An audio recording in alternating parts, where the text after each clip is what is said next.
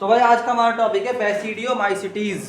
क्या है बैसिडियोमाइसिटीज? क्या होता है जरा उसको ध्यान से समझो, पॉइंट याद करो। बैसिडियोमाइसिटीज का अदर नेम है क्लब फंजाई। एक एक करके याद करते रहो। उसका नाम क्या था एस्कोमाइसिटीज का? Sac fungi.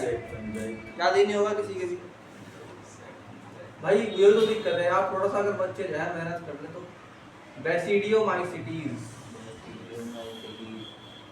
The club fungi. ठीक है, इसका क्या नाम है? The club fungi.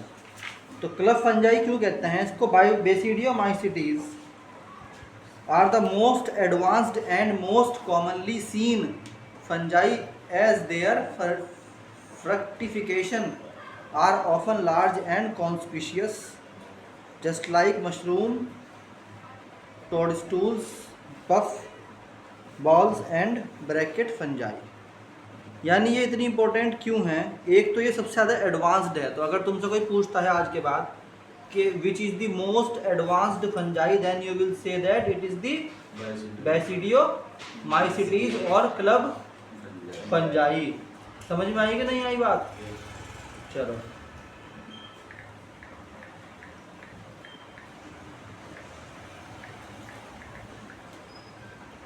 तो व्हाट इज द बैसिडियोमाइसिटीज? हम कहते हैं बैसिडियो का मतलब होता है बैसिडियोमाइसिटीज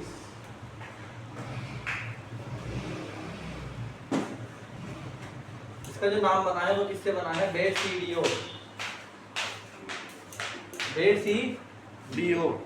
या बेसिडियम। बेसिडियम कहते हैं ग्रीक लैंग्वेज में स्मॉल है ना। और माइसिटीज किसे बोलते हैं? फंगस को, या माइकेस बोलते हैं बेसिकली। माइकेस यानी फंजाई या फंगस। तो वो फंगस जो बहुत छोटे छोटे हैं, क्या कहते हैं उनको? बैसिडियोमाइसिटीज। अब देखो ये क्या है? They are most advanced, are the most advanced. तो अब एक सवाल यहीं का यही बन गया हमारे सामने कि अगर कोई पूछता है which fungi is called most, बोलो भाई, मोस्ट एडवांस्ड, तो क्या बताओगे उसका नाम? Club fungi. ठीक है। इनके जो फ्रक्टिफिकेशन है वो लार्ज हैं। Their fructification. अब पूछो फ्रक्टिफिकेशन क्या होता है? चलो गूगल करके बताओ, पहले तुम्हारे से समझूंगा what is fructification. Fructification are large. इनके फ्रक्टिफिकेशन क्या है? Large and conspicuous. ये दो वर्ड हैं, इनके बारे में बताओ जरा, कोई बताएगा क्या? ये दो वर्ड है जरा, फ्रक्टिफिकेशन और कॉन्स्पिशियस। इनके जो देयर फ्रक्टिफिकेशन जो है वो लार्ज है, बड़े बड़े हैं इनके फ्रक्टिफिकेशन। और क्या है भाई, जल्दी से बताओ। Fructification refers to the reproductive structure of fungus. हाँ, तो फ्रक्टिफिकेशन किसे बोलते हैं? रिप्रोडक्टिव। यही तो पढ़ाई करनी है, यही तो सिलेक्शन हो गया। Reproductive structure of fungus. और जो रिप्रोडक्टिव स्ट्रक्चर होता है ना, जैसे फ्रूट क्या, जैसे फ्लावर है, तो फ्लावर एक प्लांट के अंदर क्या होता है? उसका सेक्स स्ट्रक्चर होता है इन द फॉर्म, उसके अंदर पॉलन ग्रेन्स होंगे और वो ओवम होता है। इन द सेम वे इसके अंदर जो होता है फ्रक्टिफिकेशन वो बहुत बड़ा होता है। इट इज़ वेरी लार्ज और कॉन्स्पिशियस होता है। कॉन्स्पिशियस किसे बोलते हैं भाई? बताओ कॉन्स्पिशियस का मतलब। कॉन्स्पिशियस नहीं, यूँ तो मैं बता दूंगा तो मैं इसकी पूरी एक्सप्लेनेशन, मगर मैं चाह रहा सिंगल वर्ड एक्सप्लेनेशन आया पहले इसकी। कॉन्स्पिशियस जो होता है दैट इज बिल्कुल साफ नजर आने वाला। क्या चीज? बिल्कुल साफ नजर आने वाला, सीन क्लियर, बिल्कुल जो साफ दिखाई देता है कि योरा इसमें कोई ढकी छुपी बात नहीं होती। इसके एग्जाम्पल बताओ भाई क्या क्या होंगे, जरा सोच के बता सकता है कोई एग्जाम्पल क्या क्या होंगे इसके? मशरूम, अरे खाने वाला मशरूम भाई, मशरूम, फ्लावर, मशरूम होता है इसका एग्जाम्पल। सोचो जरा, अगर नहीं याद है तो कोई बात नहीं, इसमें से जो लिख रहा मैं वो समझ लो। मशरूम को बोलते हैं क्या? गिल फंजाई। गिल फंजाई, इसको गिल फंजाई भी कहते हैं। देखो कितना बेहतरीन मौका है याद करने का, मगर तुम नहीं याद करोगे। Gill fungi. और क्या होता है? Toad stools, toad stools. और पफ बॉल्स, ये सब खाने की चीजें हैं, ध्यान रखना। Puff balls and bracket fungi, ये सब खाने के हैं। ब्रैकेट फंजाई, इनको याद कर लो भाई। Jelly fungi, jelly fungi, yes. Gill fungi, और बस ये इतने सिलेबस में है तुम्हारे, ठीक है।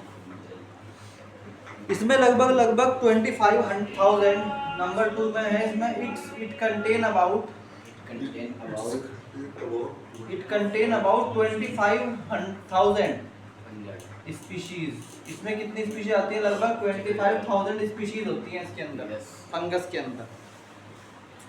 बेसिडियोमाइसीटीज जो होते हैं, ये किसको सबसे ज़्यादा डिकम्पोज करते हैं? सबसे बेहतर जो है ये, बोलो,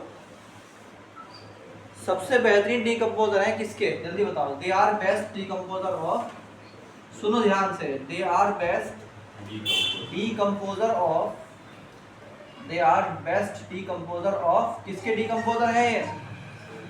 दे are best decomposer of wood, yes. अब तुम सोचो कितनी लकड़ी बनती है, पेड़ पूरे के पूरे भाई, अमेजन के जंगल भी हैं, इंडिया में भी हैं, ये लकड़ी खजाती कहाँ पर है? तो इसे कौन खत्म करता है? यही रेसिड्यू, जंगल में। वहाँ तो कोई आदमी नहीं है ना, वहाँ तो ऑटोमेटिक पेड़ खत्म हो जाएगा, फिर नया आ जाएगा। तो जो वुड है उसे कौन डिकम्पोज करता है? ये करता है। इसके अलावा बहुत कम छोटे छोटे ऐसे इंसेक्ट्स होते हैं, जैसे कि क्या होता है, लकड़ी पे कौन सा वो लगता है इंसेक्ट, लकड़ी का इंसेक्ट कौन सा होता है जो उसे खत्म कर देता है धीरे धीरे? दीमक। ठीक, उसके बराबरी का बस यही है इसके अंदर, ठीक। Basidiomycetes are able to decompose cellulose and lignin. अब ये सवाल ये है, क्यों ऐसा कर सकता है ये? ठीक है, नहीं, बिकॉज सवाल नीट में ऐसा आएगा कि क्यों है ये बेस्ट डिकम्पोजर? क्योंकि वुड के अंदर जो मेन दो चीज़ें हैं वो क्या है जो डिकम्पोज नहीं हो सकती, वो है लिग्निन और सेल्यूलोज, क्योंकि उसकी वाल बनती है, और वाल को डिकम्पोज करना, सेल वाल को डिकम्पोज करना ही मुश्किल है, अंदर तो बड़ा कुछ है ही नहीं फिर। तो हम बिकॉज इट कैन डिकम्पोज, क्योंकि इसके पास क्या है, पावर है क्या डिकम्पोज करने की। इट कैन डिकम्पोज, बोल लग रहा भाई, रिपीट किया करो। It can decompose lignin and cellulose. अब ये सवाल देखो ध्यान से समझने का है कि लिग्निन और सेल्यूलोज कही क्यों? क्योंकि सेल वाल जो होती है ना, सबसे hard of the hard cell wall जो होती है दुनिया में, वो सेल्यूलोज और लिग्निन की बनी हुई होती है प्लांट में। अगर उसे कोई डिकम्पोज कर दे तो अंदर को डिकम्पोज कर ही दे। डिकम्पोज समझते हो ना क्या होता है? यानी किसी को खत्म कर देना, हार्ड। लिग्निन जो होता है not metabolize by most other fungi and even bacteria. तो लिग्निन वो चीज़ है जिसको बैक्टीरिया भी खत्म नहीं कर पाता, ये कर देता है। आ रही बात समझ में? ये लिग्निन जो होता है, ये लिग्निन को भी खत्म कर देता है। For decomposed wood the fungi secrete cellulose and lignin digesting enzyme. इसके पास क्या होते हैं? इट हैज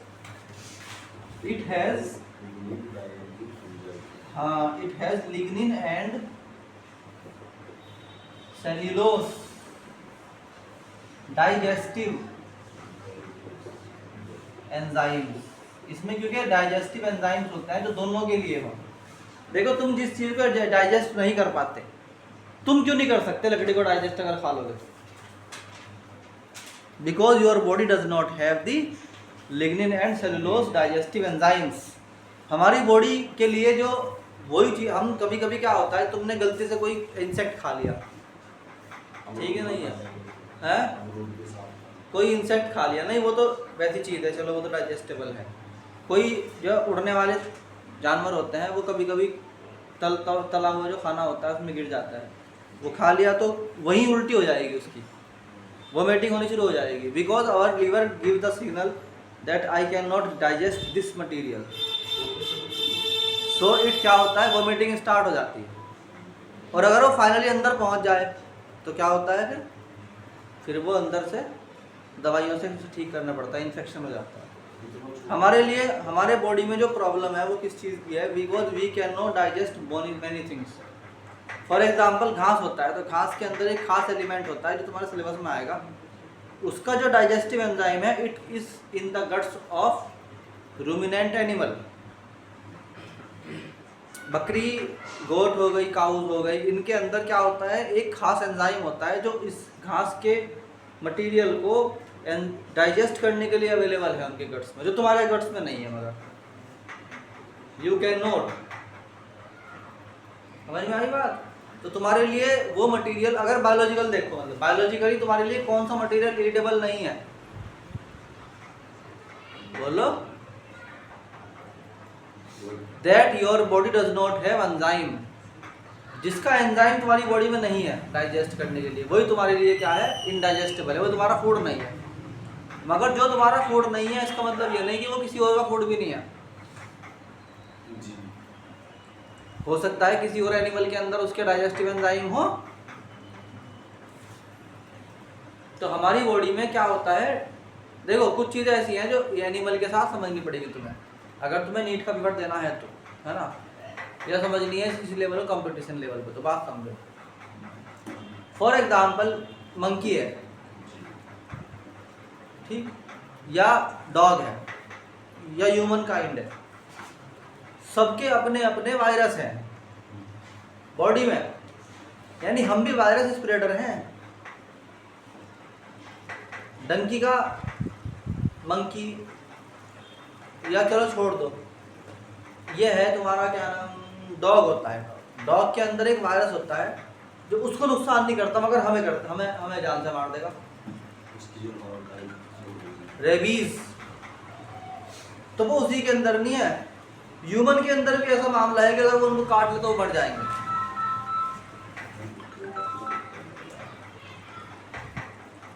आ रही नहीं आ रही बात समझ में? तो खैर चलो वो तो बहुत आगे निकल गई बात। तो सारा मैटर किसका है, एंजाइम का। If your body is not producing enzyme then you can not eat it. ठीक है, आपके पास जिस चीज के लिए एंजाइम नहीं है वो आपके लिए जहर है, और जिसके लिए आपके पास एंजाइम है चाहे वो जहर भी हो फिर तो कोई दिक्कत नहीं। ठीक, और एंजाइम जो है वो बॉडी में इंटरनल स्ट्रक्चर को भी चाहिए और डाइजेशन के लिए भी चाहिए। तो इसलिए अगर आपका लीवर ठीक तो पूरी बॉडी ठीक।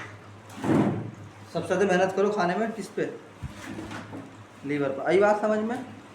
तो ये क्या करते हैं भाई, जो एंजाइम है वो करते हैं स्पेस वुड के अंदर क्रिएट करते हैं, जिस जो कि हाइफे में पास हो जाता है और अंदर की तरफ। It is because that we sometime observe toadstools and mushroom to come out of wooden structure. अब समझो क्या होता है, बहुत ही इंपॉर्टेंट बात है। इसमें क्या होता है, इट क्रिएट सम स्पेस, ये कुछ स्पेस बनाता है, दैट पास आउट, जो कि गुजर जाता है किसमें, तो that are pass out from wooden, है ना, इन हाइफे। अपने हाइफे के अंदर ये एक ऐसा स्ट्रक्चर बनाता है कि हाइफे जो है ना वो लकड़ी को पार करता हुआ निकल जाता है बाहर। मेरी बात समझ में नहीं आ रही क्या? इसीलिए क्या होता है कि अगर दैट्स वाई, इसके एग्जांपल क्या बताया था मैंने, टोडस्टूल्स एंड मशरूम। दैट्स वाई सम टोडस्टूल्स क्या करते हैं, सम टोडस्टूल्स एंड मशरूम, और कुछ मशरूम क्या करते हैं, पास आउट, बाहर निकाल आते हैं, किससे, फ्रॉम वुडन स्ट्रक्चर। अब समझो बात को ध्यान से मैं क्या कह रहा, अगर तुम्हारा पेड़ जो है, तुम्हारी मान लो तुमने एक लकड़ी डाल रखी कहीं पे और वहाँ नीचे मशरूम का पेड़ आ गया, तो बस लकड़ी को पार करके निकल जाएगा, क्योंकि उसके पास एंजाइम है लकड़ी को वुड को क्या करने का, डाइजेस्ट करने का। नहीं आ रही बात समझ में? चलो नेक्स्ट,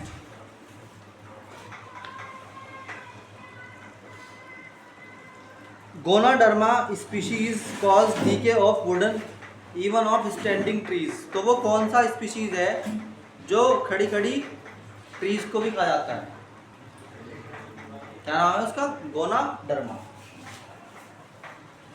गोनाडर्मा कैन क्या होता है, डाइजेस्ट, ये खत्म कर देता है किसको, या डीके स्टैंडिंग ट्रीज तक को, स्टैंडिंग ट्रीज। आ रही बात समझ में? चलो नेक्स्ट इज मोटाइल स्ट्रक्चर और cells are absent.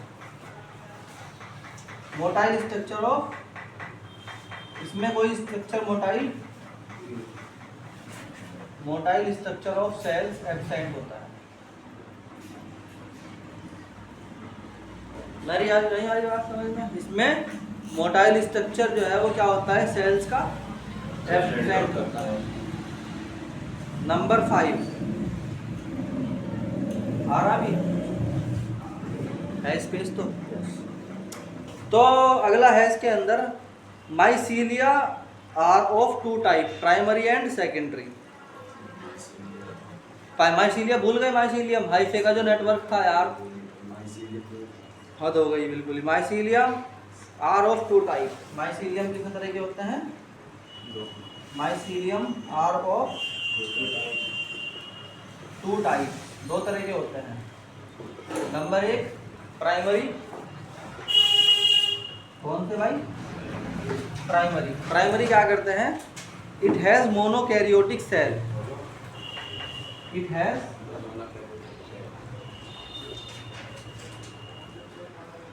Monokaryotic cell, it has monokaryotic cell. और मोनोकैरियोटिक सेल का मतलब क्या होता है? Haploid cell. हैप्लॉइड एन वाले क्या होते हैं? सेल। प्राइमरी के अंदर खास बात है, सेकेंडरी तो होगा ही, एंड सेकेंड क्या है इसमें? सेकेंड।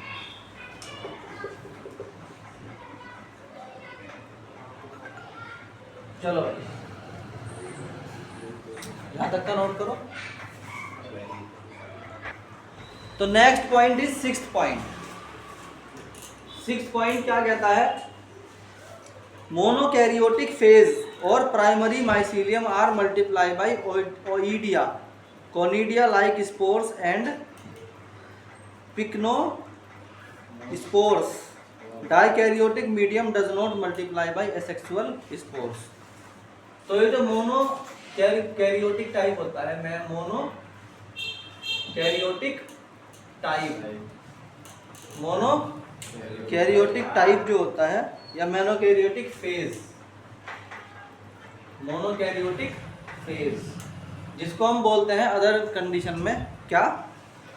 प्राइमरी माइसीलियम क्या बोलते हैं? और प्राइमरी माइसीलियम। ठीक, तो ये क्या करता है? में मल्टीप्लाई बाय ओइडिया और कोनिडिया, में मल्टीप्लाई बाय ओइडिया और कोनिडिया, दोनों तरीके से कर सकते हैं प्राइमरी। कैसे? और प्राइमरी के बारे में बताया कि हैप्लॉइड है, ये हैप्लॉइड याद रखना, लाइक स्पोर और, है ना, एंड पिक्नोस्पोर।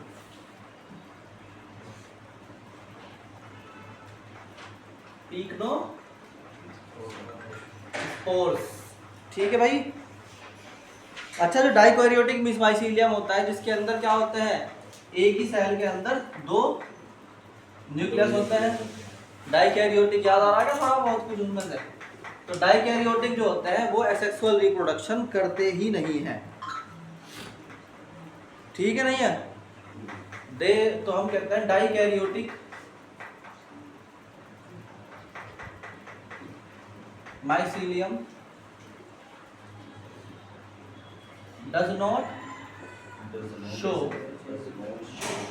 नहीं शो करते हैं क्या, एसेक्सुअल रिप्रोडक्शन। प्रॉब्लम समझ में आ गया। चलो पॉइंट नंबर 7 इज, ये फोन एक तरफ रख दो कुछ 6 मिनट हटा। There is often differentiation into mating type. अब मेटिंग टाइप भी दो तरह की होती है, पॉजिटिव और नेगेटिव। तो हम बोलते हैं कि mating is of two type. Mating समझते हो ना इसे बोलते हैं, meeting of two different haploid cells, दो हैप्लॉइड सेल्स का मिलना आपस में क्या कहलाता है, मेटिंग। तो mating is of two type. Mating कितने तरह की होती है भाई, दो तरह। कौन सी, positive and negative. Negative. Point number 8, point number 8 क्या कहता है कि sexual reproduction does not involve sex organ, instead plasmogamy, fusion of protoplasm without the fusion of nuclei occurs by the fusion between basidiospores and other monokaryotic spore, between a spore or spermatium, a hyphae, or between two hyphal cell of primary mycelium। ये कह रहा है कि जो इसका sexual reproduction है तो वो सेक्सुअल रिप्रोडक्शन, बट उसके अंदर does not involve sex organ, मगर उसमें सेक्स ऑर्गन कोई काम नहीं करते। तो हम बोलते हैं कि सेक्सुअल रिप्रोडक्शन, सेक्सुअल रिप्रोडक्शन क्या होता है, डज नॉट इन्वॉल्व क्या, सेक्स ऑर्गन्स। इसमें सेक्स ऑर्गन्स काम नहीं करते। इसमें क्या होता है, जो सेक्सुअल रिप्रोडक्शन है उसका एक सिंपल फंडा है, एक फीमेल सेक्स है ना सेल, एक फीमेल सेल होता है, एक मेल सेल होता है। क्या होते हैं ये, ट्वेन, दोनों डिप्लॉइड होते हैं। क्या होता है, डिप्लॉइड। इनमें से टूट के हैप्लॉइड सेल बन जाते हैं। फिर उनमें से एक कहलाता है ओवम और एक कहलाता है क्या, स्पर्म, या माइक्रो स्पोरेंजिया और मेगास्पोरेंजिया में कहलाता है। फिर ये मिलते हैं आपस में, एक नया डिप्लॉइड सेल बनाते हैं और इस तरह सेक्सुअल रिप्रोडक्शन कंप्लीट हो जाता है। जाइगोट बोलते हैं उसको, है ना। तो ये कह रहा कि ऐसा नहीं होगा, बेसिडियोमाइसीटीज में ऐसा नहीं होगा, क्योंकि इसके अंदर जो प्राइमरी सेल्स हैं, दो प्राइमरी सेल्स आएंगे। क्या आएंगे, प्राइमरी सेल्स, वो एक दूसरे के पास आएंगे। ऐसे आके ये अपने साथ क्या करेंगे, एक दूसरे के जो प्रोटोप्लाज्म है, क्या है, वो न्यूक्लियस अपने अपने रहते हुए भी क्या करेंगे, उन्हें मिक्स कर देंगे आपस में। अभी न्यूक्लियस दोनों के अलग अलग है, न्यूक्लियस नहीं मिले आपस में, बिना fusion of, without fusion of, यानी साइटोप्लाज्म कहते हैं। साइटोप्लाज्म मतलब जो सेल है ना, सेल, उसमें न्यूक्लियस के अलावा जो कुछ भी है वो साइटोप्लाज्म है। तो दो साइटोप्लाज्म आपस में मिल गए, एक सिंगल सेल डेवलप कर लिया जिसके अंदर अभी दो न्यूक्लियस मौजूद हैं। भाई बात समझ में। तो इसको क्या बोल रहा है वो, कि ये इस तरीके से करते हैं बजाय इसके कि वो दो अलग अलग न्यूक्लियस को मिला रहे हैं आपस में। तो हम कहते हैं कि बेसिडियोमाइसीटीज क्या करते हैं, reproduction does not involve sex organs, but cytoplasm क्या होता है, फ्यूज, साइटोप्लाज्म फ्यूज हो जाते हैं किसके, of two cells. Cytoplasm of two cells क्या होते हैं, फ्यूज हो जाते हैं। फ्यूज का मतलब समझते हो ना क्या होता है, एक दूसरे के अंदर मिक्स हो जाना। फ्यूज का मतलब होता है दो डिफरेंट चीज़ों का एक जगह इस तरह मिल जाना कि वो बिल्कुल, याद पता नहीं फ्यूज कैसे बोलते हैं, फ्यूजन हो। अब किस किस के बीच में होगा, या तो दो बेसिडियोस्पोर्स के बीच में होगा, between two basidiospores, between two basidiospores, या तो दो बेसिडियोस्पोर्स के बीच में, ठीक, या मोनोकैरियोटिक स्पोर्स के बीच में, 2 मोनोकैरियोटिक स्पोर्स के बीच में, और 2 हाइफे, या फिर 2 हाइफेज के बीच में। आई बात समझ में? Next is karyogamy. ये क्या था? अभी जो ऊपर बताया था मैंने तुम्हें, प्लाज्मोगैमी। ये किसका एग्जाम्पल था? It was example of plasmogamy. अब सवाल यह है कि जब तक दो न्यूक्लियस आपस में ना मिले, जब तक तो नया लिविंग ऑर्गेनिज्म डेवलप नहीं होता ना, क्योंकि असल तो मैटर किसका है? न्यूक्लियस के मिलने का है। उसे क्या बोलते हैं? कैरियोगैमी। गुड, क्या बोलते हैं? कैरियोगैमी। तो कैरियोगैमी कैसे होगा? इसके अंदर कैरियोगैमी एकदम तुरंत नहीं होता, ये काफी देर बाद होता है। तो हम कहते हैं karyogamy delayed for long time, delayed for long time. एक बार भाई सेल तो मिल गए आपस में दो ऐसे, ठीक है, ये तो मिल गए, अभी ये मिलने बाकी है, तो इनके मिलने में काफी टाइम लगता है। तो डिलेड फॉर लॉन्ग टाइम, एक लंबे समय के लिए अभी न्यूक्लियस नहीं मिलते आपस में। फिर क्या होता है? Delayed for long time, the intervening phase is called dikaryotic phase. अभी बीच का फेज, अभी सेल मिल चुके आपस में मगर उनके न्यूक्लियस नहीं मिले अभी, इसके बीच के लॉन्ग पीरियड को क्या बोल रहा है वो? क्या कहते हैं? डाइकैरियोफेज। द इंटरबीटवीन या intervene time, the time between plasmogamy and karyogamy.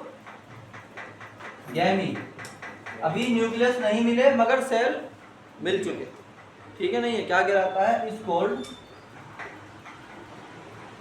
कैरियोफेज। क्या कहलाता है भाई? कैरियोफेज कहलाता है। क्या कहलाता है?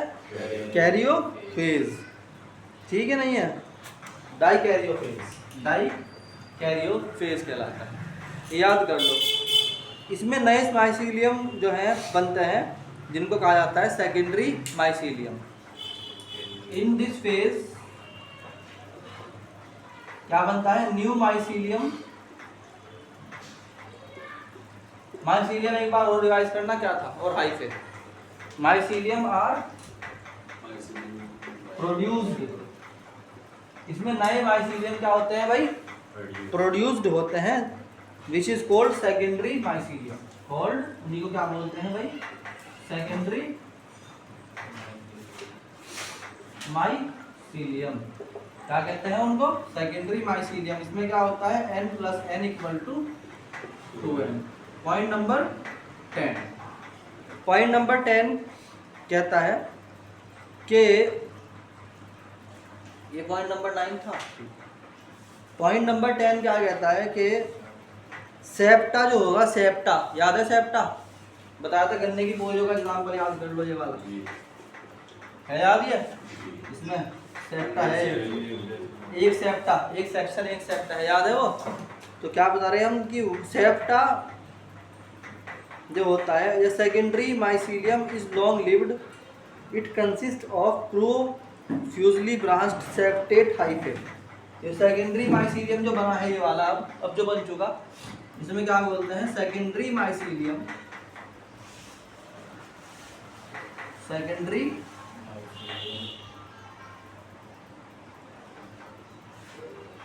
Mycelium is aseptate.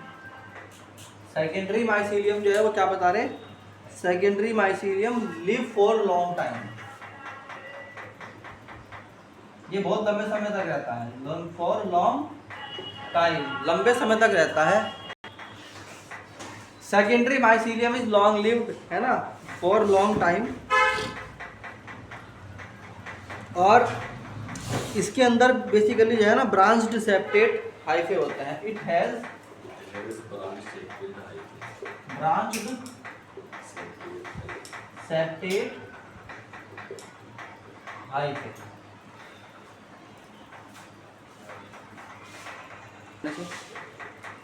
तो द नेक्स्ट थिंग इज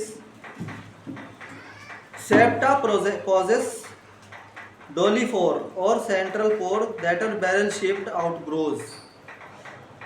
तो सेप्टा के अंदर होता है डोलीफोर्स। क्या होता है सेप्टा के अंदर? सेप्टा है dolipores that are barrel shaped outgrowths. That are barrel समझते हो किसे बोलते हैं? बंदूक की बैरल। Barrel shaped आउटग्रोज। अरे भाई पबजी वबजी मुझे मालूम नहीं क्या होती है, मैं तो कभी खेलना नहीं, मुझे मालूम नहीं है उसका अंदर का क्या मामला है।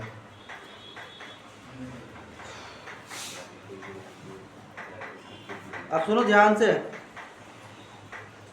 Hook shaped outgrowths are found. Hook shaped outgrowths are found on side of septa called clamp connection. Clamp connection are meant for the proper distribution of dikaryon. अब ये तुम्हें इसके आगे के पॉइंट समझ में कब आएंगे जब डायग्राम समझोगे इसका। चलो इसे फटाफट नोट करो, पहले डायग्राम समझाता हूँ इसका। पहले इसकी एक लाइफ हिस्ट्री समझ लो पूरे की, एक की किसी की, सब कुछ याद हो जाएगा उसके बाद है।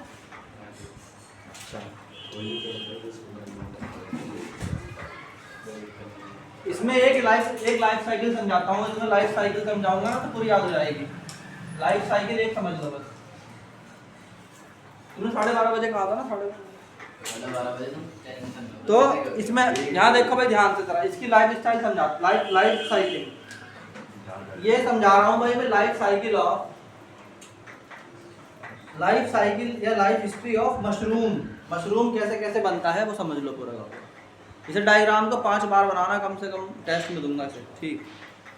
बना के देखना है, मतलब समझो।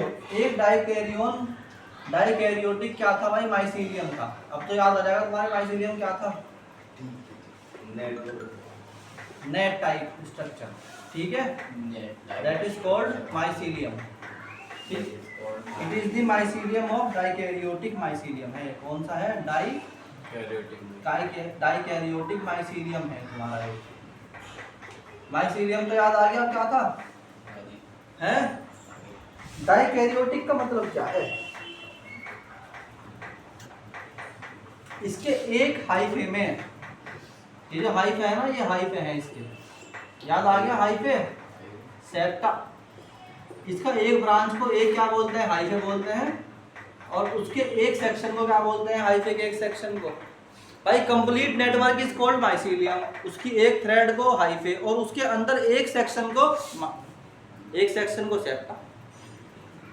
अब भी याद नहीं रहा? इसके एक सेक्शन में 2 न्यूक्लियस होते हैं, इसलिए इनको डाइकैरियोटिक कहते हैं। यार तुम्हारे याद नहीं हो रहा है काय वाली बात? जी हो भाई। कॉपी निकाल लो फटाफट। ये हैंड टू हैंड बनाओ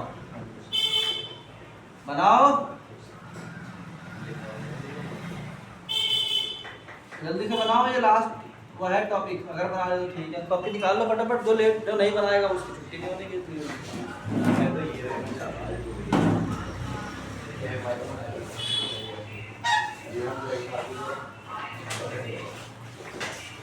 एक ऐसा माइसीलियम बनाओ जिसके अंदर जो डाइकैरियोटिक हो। अब जो माइसीलियम है, माइसीलियम समझ में आ गया? माइसीलियम क्या है? Complete network. इनमें से एक थ्रेड जो है वो क्या कहलाती है? हाइफे।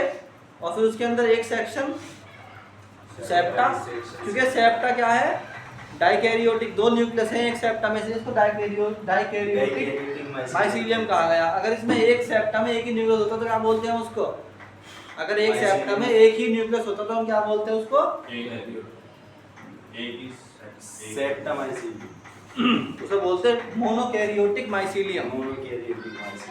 ये सारी बातें पूछूंगा अभी मैं, फिर तुम ये कहोगे सर देखो भाई। अब देखो इसके अंदर क्या हुआ? इससे एक मैच्योरिटी का प्लांट डेवलप, प्लांट कह रहा मैं, एक स्ट्रक्चर डेवलप हो गया, दैट इज मशरूम। आज के बाद ध्यान रखना, मशरूम इन होते plant, it is a fungi.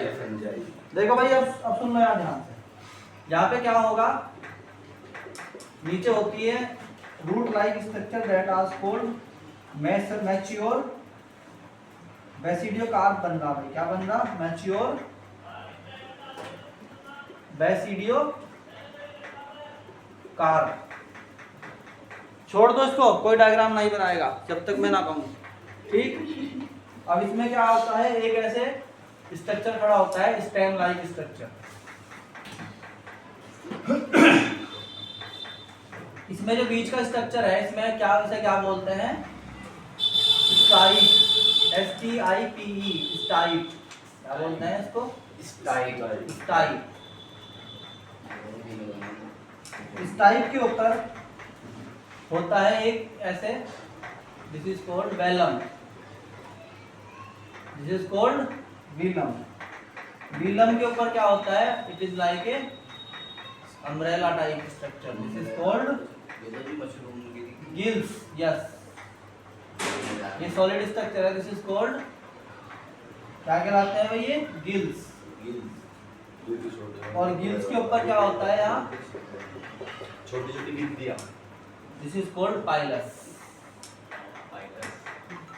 ठीक है। अब जब ये बन गया है, जब ये यहाँ तक बन गया, तो ये मशरूम का स्ट्रक्चर आ गया मैच्योर वाला। कौन सा स्ट्रक्चर आ गया, अब यहाँ से दो कंडीशन बनेगी। यहाँ से कितनी बनेगी भाई, दो कंडीशन। एक तो डायरेक्ट वाली कंडीशन है, जिसमें gills in section, gills in section, वही माइसीलियम नीचे इसके, अब की बात नेटवर्क से दिखाया जा रहा है। और उसके ऊपर क्या होंगे, स्ट्रक्चर डेवलप होंगे जस्ट लाइक दिस है।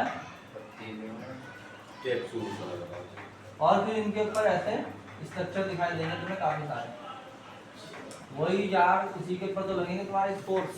ठीक, इसको बोलते हैं गिल्स इन सेक्शन। क्या बोलते हैं, gills in section, gills in section. फिर यहाँ से क्या होगा, बेसिडियो स्पोर्स निकलेंगे। क्या निकलेंगे भाई, बेसिडियो स्पोर। ऐसे दो स्ट्रक्चर डेवलप कर सकते हो, बेसिडियो स्पोर्स। ठीक, ये बेसिडियो स्पोर्स बन गए। क्या नाम है इनका, बेसिडियो, बेसिडियो स्पोर्स।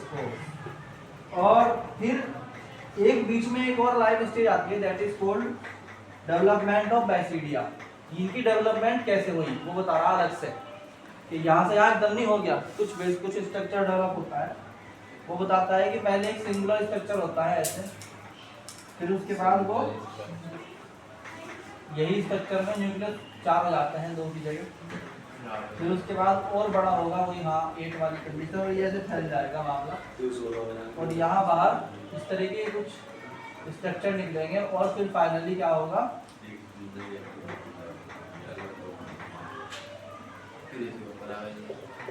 डाइकैरियोटिक,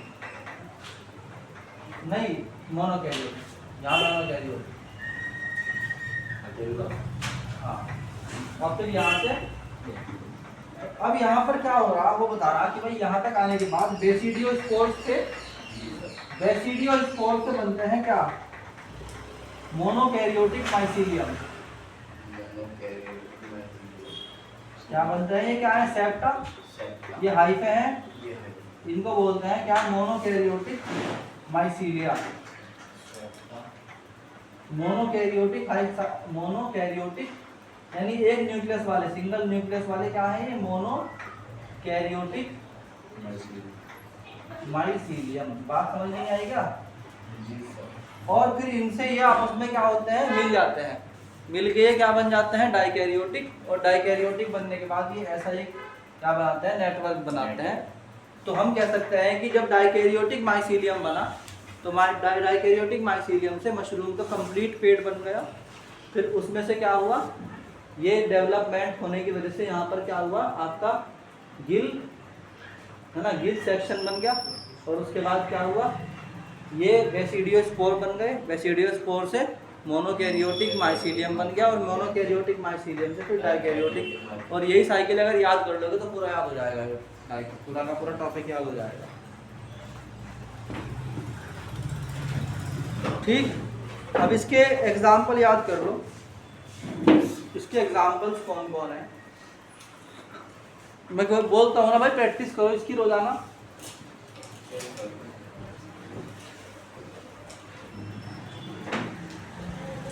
देखो क्या होता है, रस्ट, उसका एग्जाम्पल्स हैं, क्या है भाई ये? रस्ट तो देखी होगी, नहीं देखी? रस्ट लग जाती है, ये फॉर्मेशन ऑफ रस्टी है ना, पुस्ट्यूल्स, स्पोर्स, बेसिडियो कार्ब इसके अंदर क्या होता है, एब्सेंट होता है। ये ब्लैक रस्ट ऑफ वीट होता है, इसमें कौन कौन होता है? ब्लैक रस्ट ऑफ वीट, जो गेहूं होता है ना, वीट, उस पर क्या होता है, काले रंग का एक फंगस लग जाता है। ब्लैक रस्ट ऑफ वीट, वो किसका एग्जाम्पल है? Basidio spore. और बेसिडियो स्पोर किसका एग्जाम्पल है भाई बच्चों?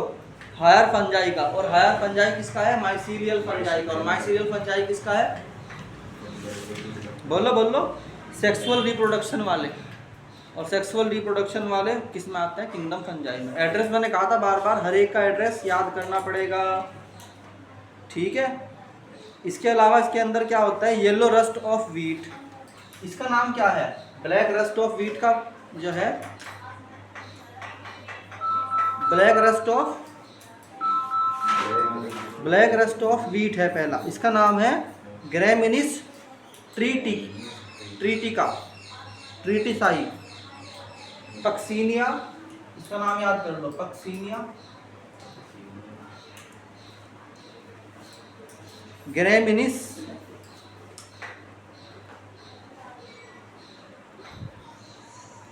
इसका अच्छे तरीके से नाम, ब्लैक रस्ट ऑफ वीट का नाम याद कर लो भाई, क्या है? पक्सीनिया ग्रेमिनिस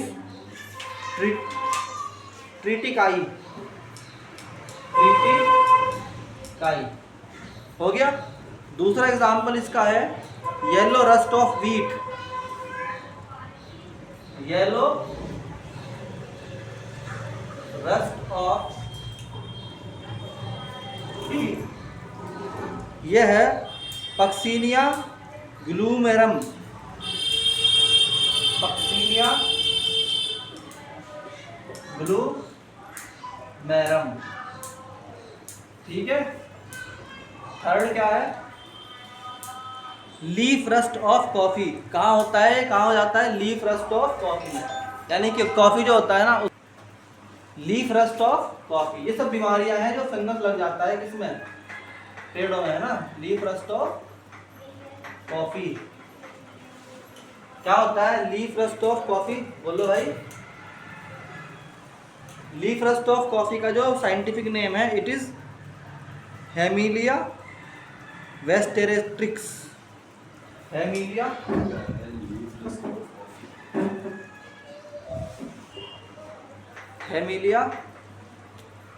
वेस्ट्राट्रिक्स।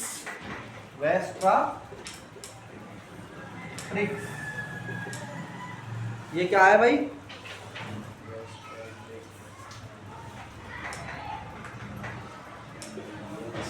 ये सब बीमारियां हैं, कौन है? इनका नाम क्या बताया भाई मैंने तुम्हें? रस्ट। तीन तरह के होते हैं, याद कर लो, उनके तीनों के नाम याद कर लो, अभी याद करो बेटा। फिर क्या होता है? पहला एग्जांपल तो था इसका। दूसरा एग्जांपल है इसका स्मट्स, SMUTS, स्मट्स। स्मट्स क्या होते हैं? दे प्रोड्यूस, स्मट्स जो है वो एक बार गूगल पे देखना, इमेज से एकदम समझ में आ जाएगा, बजाय में समझाऊं क्या होता है। कुल मिला के थिक वॉल्ड ब्लैक कलर के रेस्टिंग स्पोर्स होते हैं। थिक वॉल्ड, अगर ज़्यादा से लिखो तो लिखो, थिक ब्लैक कलर के क्या होते हैं? स्पोर्स होते हैं, रेस्टिंग स्पोर्स। रेस्टिंग स्पोर्स होते हैं। इसमें एग्जांपल याद कर लो इसका। स्मट ऑफ कॉर्न, सबसे ज्यादा कहाँ लगता है? ये कॉर्न में दिखाई देता है। कॉर्न समझते हो क्या होता है? कॉर्न क्या होता है भाई? स्मट ऑफ भुट्टा। यस, कॉर्न मतलब भुट्टा। तो इसमें याद कर लो कि एक तो ये होता है उस्टिलागो मेडिस,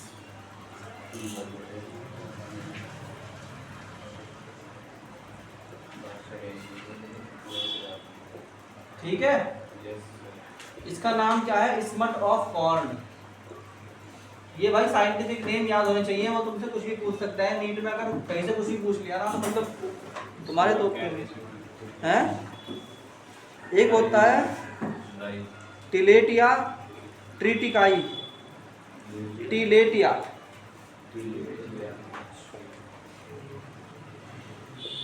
ट्रिटिकाई है ना। टिलेटिया ट्रिटिकाई क्या होता है? इट इज दी बंट और स्टिंकिंग स्मट ऑफ व्हीट। निकालो जरा, बंट क्या होता है? बंट और स्टिंकिंग स्मट ऑफ व्हीट। निकालो जरा गूगल पे इमेज, एकदम समझ में आएगी तुरंत क्या होता है। टाइप ये लिखो, टिलेटिया ट्रिटिकाई। ये नाम डालो ना तुम, तो तुम और क्यों जा रहे हो? तुम तो ये डाल लो, टिलेटिया ट्रिटिकाई। एक होता है इसके अंदर उस्टिलगो ट्रिटिकाई, वो तो आ गया समझ में तुम्हारे। एक क्या होता है? उस्टिलगो ट्रिटिकाई। ये डालना उसमें गूगल में, उस्टिलगो ट्रिटिकाई। ये डालोगे ना तुम अगर उसमें गूगल में, तो इसी से बढ़िया आएगी इमेज, उससे तो वैसे ही आती है मतलब। तो ये क्या आएगा? Loose smut of wheat. क्या बोलते हैं इसको? Loose smut of wheat. यह आया समझ में? एग्जाम्पल थे इसके। एक होता है इसके अंदर मशरूम। क्या होता है भाई? मशरूम। मशरूम तो तुम खाते ही हो दिन रात। मशरूम तो सुना बहुत महंगा आता है। मशरूम क्या होता है? They are edible non edible agriculture which poses umbrella like basidiocarp. इसकी सबसे इम्पोर्टेंट बात यह है कि इसमें क्या होता है? एडिबल भी होते हैं ये कुछ इनमें से, और कुछ क्या होते हैं? नॉन एडिबल भी होते हैं। कुछ खाए जा सकते हैं, कुछ नहीं। यार तुम यहाँ क्यों नहीं फोकस करते भाई? कुछ खाए जा सकते हैं, कुछ नहीं खाए जा सकते। Some are edible, some are non edible, having umbrella type. इनकी पहचान क्या होती है? इनके अम्ब्रेला टाइप क्या होते हैं? Umbrella type basidio carp. Basidio carp, इनमें क्या होते हैं? बेसिडियो कार्प होते हैं, अम्ब्रेला टाइप। इसका एग्जाम्पल याद कर लो, एगेरिकस कंपेस्ट्रिप्स। एग्जाम्पल इसके क्या है? एगेरिकस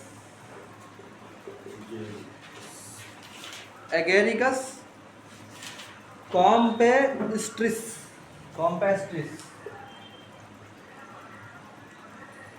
एग्जाम्पल नंबर 1 हो गया।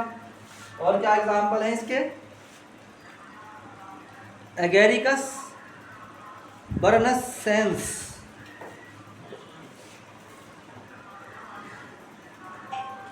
एगेरिकस बर्नसेंस। और क्या है भाई इसमें? एक और एग्जाम्पल है इसका, वोल्वेरिला।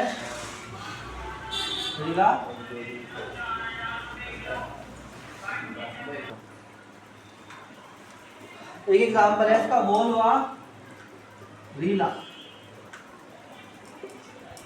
वोल्वेरिला और वोल्वेसिया। ये किसका नाम है? जरा ढूंढ के निकालो, देखूंगा तुम्हारे में से पहले कौन निकालने में है। वोल्वेरिला, वोल्वेसिया। इसे ये क्या होता है? ये होता है paddy straw mushroom. Paddy straw mushroom. और क्या है? Last example is Lentinus edodes. क्या होता है? यहाँ लिख रहा है इसको, लेंटिनस एडोडस। इसका जनरल नेम बता दो, झूठ भी बता दो, मैं देखूँ कौन बताएगा तुम्हारे। शीटेक मशरूम। शीटेक मशरूम। तो भाई हमारे बेसिडियोमाइसीटीज आज खत्म हो गया। आज के बाद आखिरी टॉपिक इसके अंदर रह गया बस एक लास्ट वाला, दैट इज ड्यूटेरोमाइसीटीज, जो कि इसमें क्या कहते हैं? उन्हें इम्परफेक्ट फंजाई। Thank you.